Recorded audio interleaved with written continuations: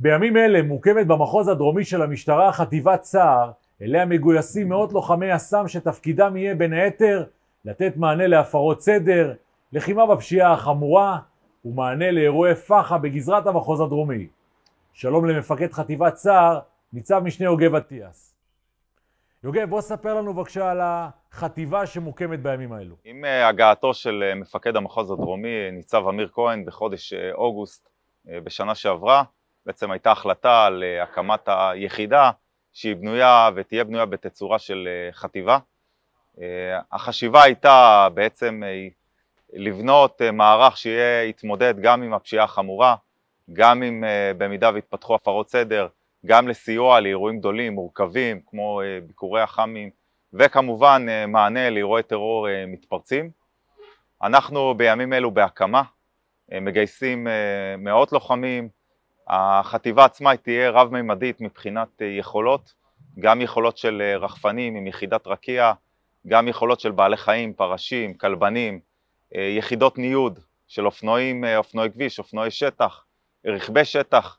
זאת אומרת, ביכולות שלנו נדע לפעול גם עם מהאוויר, גם עם כוחות שיודעים להגיע בתנאי שטח קשים, וכמובן עם כוחות לוחמים מיומנים של לוחמים שעוברים הכשרת יס"מ.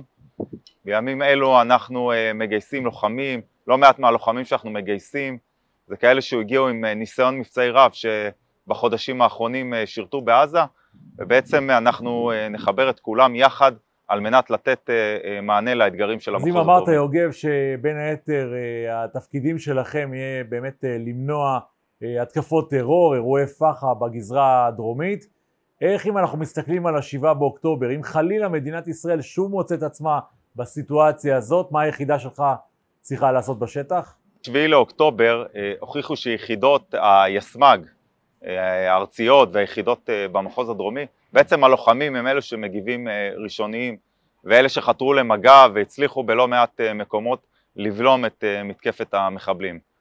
כמובן שהצבא הוא זה שמגיב ראשון בגבולות, אבל במידה והאירועים האלה יתפסו אותנו והתרחשו עלינו בערי וביישובי המחוז, אז גם אם הלוחמים שלי ידעו להגיע עם ציוד והרבה יותר מיומנים, וכמובן להגיע בצוותים גדולים שידעו לתת מענה למול התרחישים שב7 לאוקטובר ראינו כמה חשיבות שיהיו יחידות כאלה, שהן יחידות שיודעות להכריע האירוע. מתי אנחנו מדברים על הקמה, ובוא נגיד סיומה של ההקמה ועבודה כבר שוטפת כחלק מהמחוז הדרומי?